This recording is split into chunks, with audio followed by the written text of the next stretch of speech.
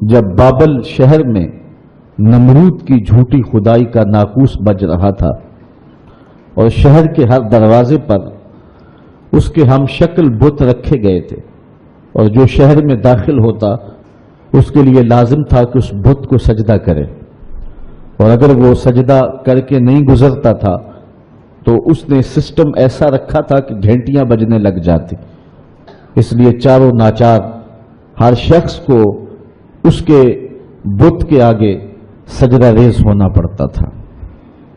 اس ماحول میں جبکہ کفر ہر سمت پھیلا ہوا تھا، ظلمتیں ڈیرا جمائے ہوئے تھی، شب دہجور ہر سمت پنجے گاڑے ہوئے تھی، اور اس کی جھوٹی خدائی کی فسوکاری لوگوں کو جکڑے ہوئے تھی، تو زمانے میں ایک شخص پیدا ہوا جس کو حضرت ابراہیم کے نام سے دنیا جانتی۔ آپ نے نہ صرف نمرود کی جھوٹی خدائی کا انکار کیا، بلکہ انہوں نے جو جھوٹے خدا بنا رکھے تھے ان سب کا انکار کر کے پوری عظیمت اور پوری جرأت کے ساتھ کھڑے ہو کر کے دنیا کے سامنے توحید پرستوں کی جو تصویر پیش کی ہے وہ انوکھی بھی ہے، البیلی بھی ہے، جرأت افزا بھی ہے، اور باطن کو جلا دینے والی بھی۔ آئیے سورہ الانبیاء اٹھا کر کے دیکھتے ہیں اللہ کا نبی جس ماحول میں آنکھ کھولتا ہے اور پھر جوانی کی دہلیز پہ قدم رکھتا ہے، ایک جھوٹے خدا کی خدائی کا ڈنکا بج رہا ہے اور لوگ اس کے سامنے اپنی پیشانیاں بھی جھکاتے ہیں اور اپنے سر بھی جھکاتے ہیں۔ حضرت ابراہیم جب بلوغت کی عمر کو پہنچتے ہیں، وَلَقَدْ آتَيْنَا إِبْرَاهِيمَ رُشْدَهُ مِنْ قَبْلُ، اللہ ارشاد فرماتا ہے اور یقیناً ہم نے مرحمت فرمائی تھی ابراہیم کو ان کی دانائی اس سے پہلے، وَكُنَّا بِهِ عَالِمِينَ، اور ہم ان کو خوب جانتے تھے۔ اِذْ قَالَ لِأَبِيهِ وَقَوْمِهِ مَا هَٰذِهِ التَّمَاثِيلُ الَّتِي أَنْتُمْ لَهَا عَاكِفُونَ، جب انہوں نے اپنے چچا اور اپنی قوم سے کہا کہ یہ کیا مورتیاں ہیں جن پر تم پوجا پاٹ کرنے کے لیے جمے بیٹھے ہو۔ وہ بت تھے جن کے ارد گرد وہ بیٹھے رہتے تھے اور ان کی پوجا پاٹ کرتے تھے۔ قالوا وجدنا آباءنا لها عابدین، تو انہوں نے جو دلیل دی وہ یہ تھی کہ ہم نے اپنے آباء و اجداد کو ایسے کرتے ہوئے دیکھا ہے۔ قال لقد کنتم انتم وآباؤکم فی ضلال مبین، حضرت ابراہیم علیہ السلام بولے بے شک تم اور تمہارے آباء و اجداد سارے گمراہی میں ہو۔ قالوا اجئتنا بالحق ام انت من اللاعبین، کہنے لگے آپ کوئی ہمارے پاس سچی بات لے کر آئے ہیں یا یوں ہی ہم سے دل لگی کر رہے ہیں۔ قال بل ربکم رب السماوات والارض، حضرت ابراہیم علیہ السلام نے کہا کہ یہ تمہارے معبود نہیں ہیں، تمہارا معبود وہ ہے جو زمین و آسمان کا رب ہے، الذی فطرہن، جس نے ان کو پیدا کیا ہے، وانا علی ذالکم من الشاہدین، اور میں اس صداقت پر گواہی دینے والوں میں سے ہوں۔ وَتَاللَّهِ لَأَكِيدَنَّ أَصْنَامَكُمْ بَعْدَ أَن تُوَلُّوا مُدْبِرِينَ، وہ ایک میلہ منعقد کیا کرتے تھے شہر سے باہر اور کچھ دن وہاں گزار کر کے آتے۔ عادت ان کی یہ تھی کہ جب وہ میلے پہ جاتے تو پہلے بتوں کے استہانوں میں حاضر ہوتے اور وہاں ان کے سامنے جا کر کے اقسام کی مختلف رنگوں کی مٹھائیاں رکھتے، اور پھر وہاں سے وہ میلے میں جاتے۔ جب واپس پلٹتے تو سب سے پہلے وہ اپنے بت قدوں میں آتے اور اپنے بتوں کو سلام کرنے کے بعد پھر اپنے گھروں کو پلٹتے۔ ہمیں جو طریقہ دیا گیا ہے، میرے اور آپ کے آقا و مولا جب بھی کبھی سفر پہ تشریف لے جاتے تو حضور سب سے آخری منزل مسجد کو رکھتے تھے۔ مسجد سے نوافل پڑھنے کے بعد حضور سفر پر روانہ ہوتے، اور جب واپس حضور تشریف لاتے تو سب سے پہلے مسجد میں جلوہ فراز ہوتے۔ تو ان کا انداز اپنے بتوں کے لیے یہ تھا، اور اہل ایمان کا اپنے رب کے حضور شکرانے اور نذرانے اور محبتوں کے اظہار کا طریقہ یہ متعین اور مقرر کیا گیا ہے۔ خیر، انہوں نے حضرت ابراہیم کو بھی دعوت دی کہ آپ چلیں اور ہمارے ساتھ میلے میں شریک ہوں۔ حضرت ابراہیم علیہ السلام نے کہا کہ میں تمہارے اس میلے میں کیسے شریک ہو سکتا ہوں جہاں بت پرستی ہوگی، میں تو تمہارے عمل اور رویے سے پہلے ہی بیزار ہوں۔ تو خیر وہ اپنے بتوں کے سامنے طرح طرح کی مٹھائیاں رکھ کر کے میلے پہ چلے گئے۔ انہیں سان گمان بھی نہیں تھا جو کچھ ہوا ان کے آنے کے بعد۔ حضرت ابراہیم علیہ السلام نے اس موقع کو غنیمت جانا اور ہاتھ میں کلہاڑا پکڑا۔ یہ سورہ الانبیاء ہے۔ سورہ الصافات اٹھائیں، اللہ تعالی جل شانہ نے وہاں سورہ الصافات کے اندر حضرت ابراہیم علیہ السلام کے اس ارادے کی تکمیل کو جو انہوں نے یہاں کیا تھا کہ میں ایک دن تمہارے بتوں سے نپٹ لوں گا، تو آپ ان کے بت خانے کے اندر کلہاڑا لے کر کے تشریف لائے۔ فراغ الی آلہتہم، ان کے بتوں کے پاس حضرت ابراہیم آئے۔ فقال الا تاکلون، ان کے سامنے انواع و اقسام کے کھانے پڑے تھے۔ حضرت ابراہیم علیہ السلام نے کہا کھاتے نہیں ہو؟ ان کی بے بسی کو ظاہر کرنے کے لیے یہ کہا کھاتے کیوں نہیں ہو؟ اب وہ بیچارے کیا جواب دیتے؟ پتھر اور مٹی کے بنے ہوئے مادوؤں کی منہ میں کون سی زبان تھی کہ جو ما فی الضمیر کا اظہار کر پاتے؟ تو حضرت ابراہیم علیہ السلام نے ان کی مسلسل خاموشی کے بعد فرمایا ما لکم لا تنطقون، بولتے کیوں نہیں ہو؟ فراغ علیہم ضربا بالیمین، یہ اللہ کے پیغمبر کا جلال ہے، آپ نے دائیں ہاتھ میں کلہاڑا پکڑے کے ان کے ٹکڑے ٹکڑے کر کے رکھ دیے۔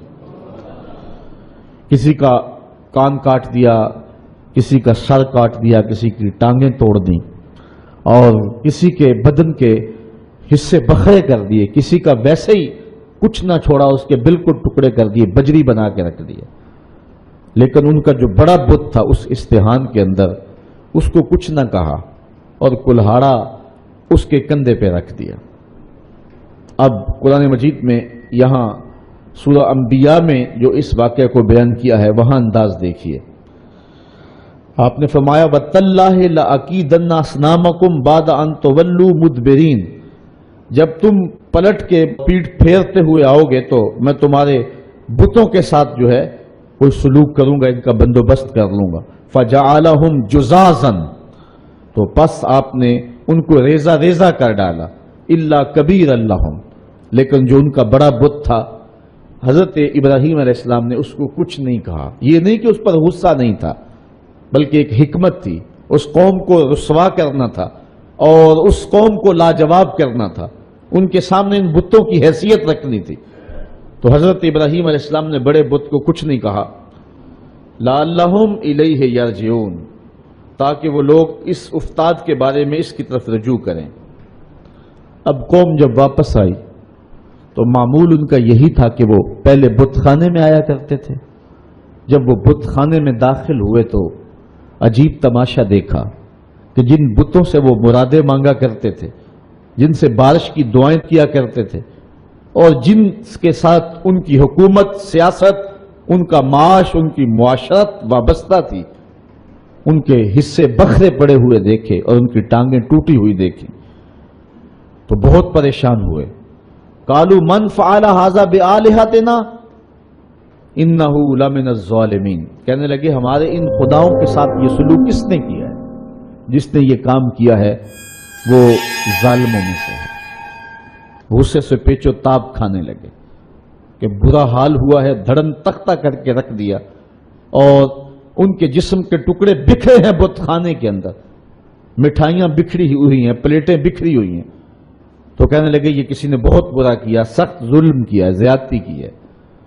قالوا سمعنا فتى يذكرهم يقال له ابراہیم، کہنے لگے چند آدمیوں نے ان لوگوں میں سے کہا ایک نوجوان کو سنا ہے جو ان بتوں کا ذکر برائی سے کرتا ہے، اس کا نام ابراہیم، ورنہ اس بھرے ماحول میں ان بتوں کے ساتھ یہ سلوک بھلا کون کر سکتا ہے؟ ان بتوں کی ہیبت سے سارے خائف ہیں۔ ایک بندہ ہے اس پورے معاشرے کے اندر جو جرأت کے ساتھ ان بتوں کے خلاف بولتا ہے، اس کو ابراہیم کہتے ہیں، یہ سب کچھ اسی کا کیا دھرا ہوگا۔ قالوا فاتوا به علی اعین الناس لعلهم یشهدون، کہنے لگے پھر پکڑ کر لاؤ اسے سب لوگوں کے سامنے، لوگوں کے روبرو وہ اس کے متعلق کوئی شہادت دیں۔ جن لوگوں نے اس شخص کو، ابراہیم کو، ان بتوں کی برائی بولتے ہوئے دیکھا ہے، وہ کہیں کہ واقعی یہ بتوں کا مخالف ہے، اور یہ الزام ہم اس پہ لگائیں کہ اس نے یہ کیا ہوا ہوگا، اور پھر اس کو سزا دیں۔ حضرت ابراہیم علیہ السلام لے آئے گئے اور ان کو پکڑ کر کے، گرفتار کر کے جو ہے وہ بادشاہ کے دربار میں حاضر کر دیا گیا۔ آیان سلطنت بھی بیٹھے ہیں، وزراء بھی بیٹھے ہیں، مشیر بھی بیٹھے ہیں، خود نمرود بھی بیٹھا ہے، پجاری بھی، اور ان استہانوں کے اور ان بت خانوں کے پروہت بھی بیٹھے ہوئے ہیں، منتیں ماننے والے، دعائیں مانگنے والے، ان کو اپنا معبود سمجھنے والے، اپنی پیشانی ان کے چرنوں میں رکھنے والے سارے بیٹھے اور اپنے بتوں کی بدحالی پہ پیچ و تاب کھا رہے ہیں۔ سارا غصہ حضرت ابراہیم پر آیا، اور حضرت ابراہیم علیہ السلام کو بلا کر کے لوگوں کے سامنے نمرود اپنی پوری تمکنت کے ساتھ، پورے رعب اور شاہی جلال کے ساتھ، اور پورے غرور اور دبدبے کے ساتھ اس مجلس میں موجود ہے۔ ہزاروں کا یہ اجتماع ہے، اللہ کی توحید کا ایک واحد پرستار حضرت ابراہیم اس ماحول میں ان کو پکڑ کے لایا جاتا ہے۔ قالو اانت فعلت ھذا بآلہتنا یا ابراہیم، ایک دم چھٹ پڑے، بولے اے ابراہیم، ہمارے ان بتوں کے ساتھ، ہمارے ان خداؤں کے ساتھ یہ سلوک تم نے کیا؟ پھر حضرت ابراہیم نے کیا جواب دیا؟ قال بل فعلہ کبیرہم ھذا، ان کے بڑے نے کیا ہوگا۔ اسلحہ تو اس سے برآمد ہو رہا ہے نا، یہ آپس میں لڑ پڑے ہوں گے، یہ کہہ رہا ہوگا کہ تم چھوٹے میری خدائی میں کیوں شریک ہو، تو اس بڑے نے کیا ہوگا۔ پھر آگے فرمایا فَاسْأَلُوهُمْ إِنْ كَانُوا يَنْتِقُونَ، اچھا یہ نہیں بتاتا تو جن کے ساتھ یہ قیامت ٹوٹی ان سے پوچھ لو کہ تمہارے ساتھ یہ قیامت کس نے توڑی۔ یہ اپنے دکھ کی بپتا خود سنائیں نا، اپنی داستان سرائی خود کریں، ان کے ساتھ یہ قیامت کس نے توڑی، کس نے ظلم کیا ان کے ساتھ۔ پہلے تو کلہاڑا جس سے برآمد ہو رہا ہے، ان کا جو بڑا ہے اس نے کیا ہوگا۔ حالات قرینہ حالیہ جو ہے وہ یہ بتا رہا ہے کہ سارے بت جو ہے وہ قتل کر دیے گئے، بڑے کے پاس جو ہے وہ اسلحہ ہے اور وہ بچ گیا، اس کو خراش تک نہیں آئی، یقیناً ان کی آپس میں کوئی لڑائی ہو گئی ہوگی، اس بڑے نے چھوٹوں پہ حملہ کر دیا اور ان کے ٹکڑے ٹکڑے کر کے رکھ دیا اور خود سلامت رہا، تو اس نے کیا ہوگا۔ اچھا اگر اس نے نہیں کیا ہے تو یہ نہیں بتا رہا، تو چلو جن کے ساتھ یہ قیامت ٹوٹی ہے ان بیچاروں سے پوچھ لو تمہاری ٹانگیں کس نے کاٹ دی، تمہارے سر کس نے توڑ دیے، تمہارے کان کس نے کاٹ دیے، تمہاری ناک کس نے توڑ دی۔ حضرت ابراہیم علیہ السلام کے لفظوں کی کاٹ کلہاڑے کی کاٹ سے بھی زیادہ تھی۔ اللہ اکبر، اللہ کا نبی بول رہا ہے اور نمرود کا دربار ہے، سارے مخالف ہیں، بتوں کے ماننے والے اور ان کو اپنا معبود برحق سمجھنے والے۔ ایک جوان اللہ کی توحید کا واحد پرستار میدان عمل میں کھڑا ہے۔ حضرت ابراہیم علیہ السلام نے ذرا لفظوں کی کاٹ دیکھیے اور حضرت ابراہیم کا لہجہ دیکھیے۔ کالا بل فعلہ کبیرہم ھذا، ان کے اس بڑے نے کیا ہوگا۔ فاسألوہم، اب کوئی وقفہ دیے بغیر، فا تاکیدیہ ہے اور سما اور فا میں فرق یہ ہے کہ جب سما بولا جاتا ہے تو اس میں تاکید فی الفور نہیں ہوتی، اور جب فا عربی میں بولا جاتا ہے تو اس میں تاکید فی الفور ہوتی ہے، یعنی ان کو وقفہ دیے بغیر ایک حملے کے اوپر دوسرا حملہ کیا۔ فاسألوہم، ان سے پوچھ لو، اور پھر بتوں کی بے بسی کو بھی ساتھ بیان کر کے فوراً کہا ان کانوا ینطقون، اگر یہ بولتے ہیں تو اپنی دکھ کی کہانی بیان کریں، اپنے درد اور اپنے دکھڑے کو بیان کریں کہ یہ قیامت ان پر کس نے توڑی ہے۔ فرجعوا الی انفسہم، پھر وہ اپنے اندر پلٹے، ضمیر تو ہوتا ہے، اندر سے آواز تو آتی ہے، پھر وہ اپنے ضمیر کی طرف پلٹے۔ فقالوا انکم انتم الظالمون، اور پھر بولے بے شک تم خود ہی ظالم ہو۔ ان سے توقعات وابستہ کیے ہوئے ہو جو اپنے وجود کی سلامتی اور اپنے وجود کی بقا کی ضمانت بھی نہیں دے سکتے، اور پھر ان کے اوپر حملہ آور ہو تو دفاع بھی نہیں کر سکتے، دفاع تو دور کی بات ہے، اپنے دکھ کی کہانی بھی نہیں سنا سکتے، ان پر ظلم کس نے کیا اس بپتا کو بھی نہیں کہہ سکتے، تو جو اتنے مجبور اور اتنے بے بس ہیں تو وہ تمہیں کیا دے گی۔ ایک دم وہ اپنے اندر پلٹے، ضمیر اندر سے گھنٹیاں بجانے لگا۔ ابراہیم کھڑے ہیں اور اللہ کی توحید کا پیغام دے رہے ہیں، وہ اپنے اندر جھکے اور کہا کہ تم خود ہی ظالم ہو۔ ثم نکسوا علی رؤوسہم، پھر وہ اوندے ہو کر پلٹ گئے. اندر کی ظلمت، اندھیرا اور ان بتوں کا وہ پیار جو ان کے اندر رچا بسا تھا، پھر وہ دوبارہ پلٹے اور حضرت ابراہیم سے مخاطب ہو کے کہا لقد علمت ما هؤلاء ينطقون. لجاجت تھی لہجے میں، بانک پن نہیں تھا، چونکہ جھوٹ کے لہجے کے اندر جو ہے وہ کڑک نہیں ہوتی، کھنک نہیں ہوتی، اس لیے لجاجت کے لہجے میں بولے ابراہیم تو جانتا ہے یہ بیچارے بولتے نہیں. بس ان کے یہ کہنے کی دیر تھی کہ اللہ کا نبی اٹھ کے کھڑا ہو گیا. اب سنو حضرت ابراہیم علیہ السلام کے لہجے کا بانک پن دیکھیے. قرآن مجید میں توحید کے عنوان سے حضرت ابراہیم کی تقریر کے یہ لفظ جو ہیں، ذرا ان لفظوں کی کاٹ دیکھیے اور الفاظ کی اٹھان دیکھیے، ابراہیم علیہ السلام کے لہجے کا حسن دیکھیے اور پھر قرآن کا معجزہ دیکھیے. میرے پاس وہ لہجہ نہیں ہے کہ ان لفظوں کو اس انداز سے پڑھ سکوں کہ وحی کے پڑھنے کا جو طریقہ اور سلیقہ اہل زبان رکھتے ہیں، لیکن میرے ٹوٹے ہوئے لہجے کے اندر بھی آپ ان لفظوں کا حسن ملاحظہ کر سکیں گے کہ کس قدر اللہ کے نبی حضرت ابراہیم علیہ السلام کھڑے ہو کر کے اللہ کی توحید پر گفتگو کر رہے ہیں، اور یہ موقع حضرت ابراہیم تلاش کر رہے تھے، اور یہ سارا جو کچھ کیا تھا اس موقع کو پیدا کرنے کے لیے حضرت ابراہیم نے کیا تھا.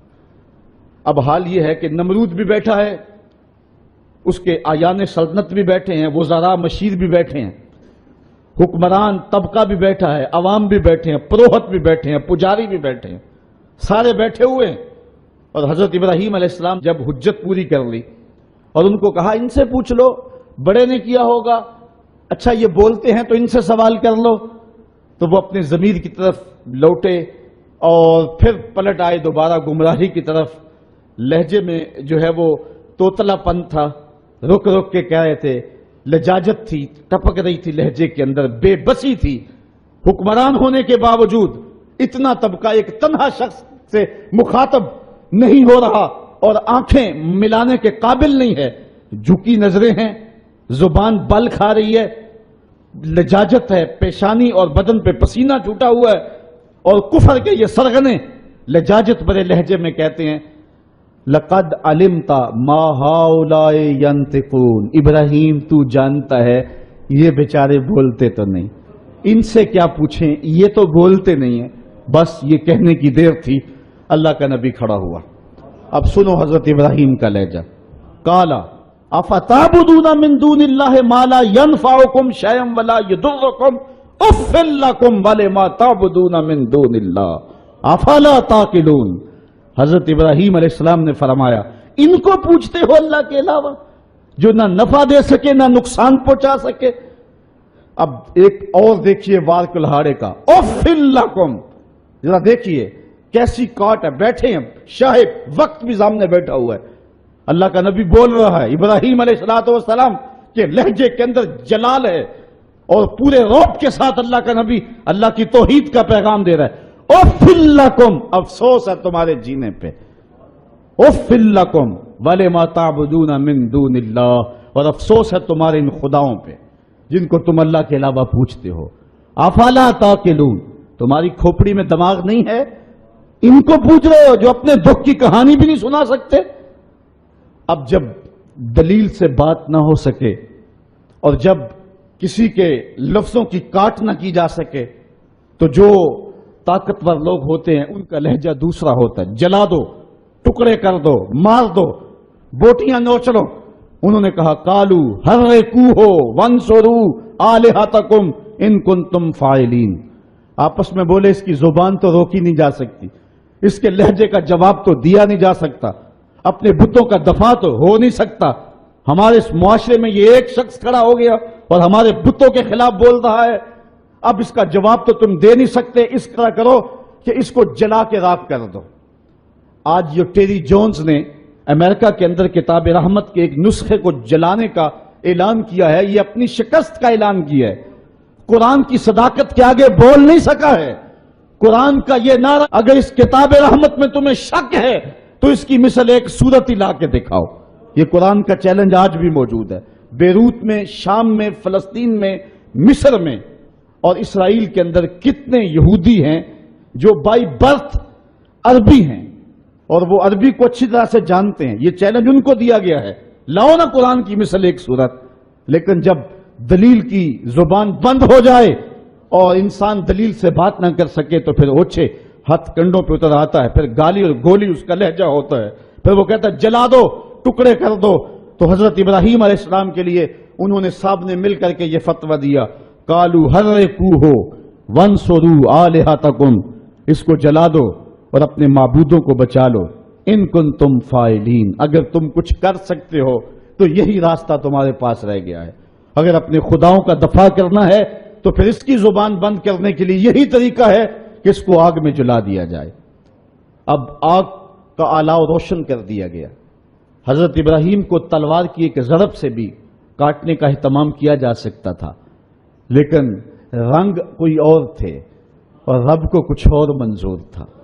ایک چخا تیار کی گئی اور مفسرین لکھتے ہیں کہ اتنی بڑی تھی کہ اگر اوپر سے فضا سے کوئی پرندہ گزرتا اور اس سے اٹھنے والی گرمی اور حرارت اور حدت سے وہ جل بن کر کے کباب بن کر کے نیچے جو ہے وہ گر جاتا. اب جب چخا جلالی روشن کر لی، اب ابراہیم علیہ السلام گرفتار ہیں اور ان کو پکڑ کے آگ میں ڈالیں تو کیسے ڈالیں، قریب تو جایا نہیں جاتا. ایک منجنیق تیار کی، اس کے ایک پلڑے میں حضرت ابراہیم علیہ السلام کو بٹھایا، ان کے بدن پہ رسیاں جو ہے وہ باندھی اور ان کو جکڑ کر کے اس منجیق میں رکھا کہ اس کو گھما کر کے اس آگ میں ڈال دیں گے. جب منجیق کو گھمایا جانے لگا، کارکنان قضا و قدر میں کوہرام مچ گیا. مالک اس دھرتی پہ تیرا ایک ہی تو پرستار ہے، تیرا ایک ہی تو پوجنے والا ہے، اگر یہ بھی نہ رہا تو پھر تیری توحید کا اعلان کون کرے گا. لیکن فطرت مسکرا کے کچھ اور کہہ رہی تھی. فانوس بن کے جس کی حفاظت ہوا کرے، وہ شمع کیا بجھے جسے روشن خدا کرے. حضرت ابراہیم علیہ السلام اس منجیق میں ڈال لیے گئے. ذرا دیکھیے توحید پرست کا لہجہ، جس دھج سے کوئی مقتل میں گیا وہ شان سلامت رہتی ہے. اس جان کی کچھ پرواہ ہی نہیں، یہ جان تو آنی جانی ہے. ابراہیم علیہ السلام کے بارے میں ان کا خیال تھا کہ جب جلتی ہوئی آگ کے بھڑکتے ہوئے شعلے دیکھیں گے تو اپنے موقف سے رجوع کر لیں گے.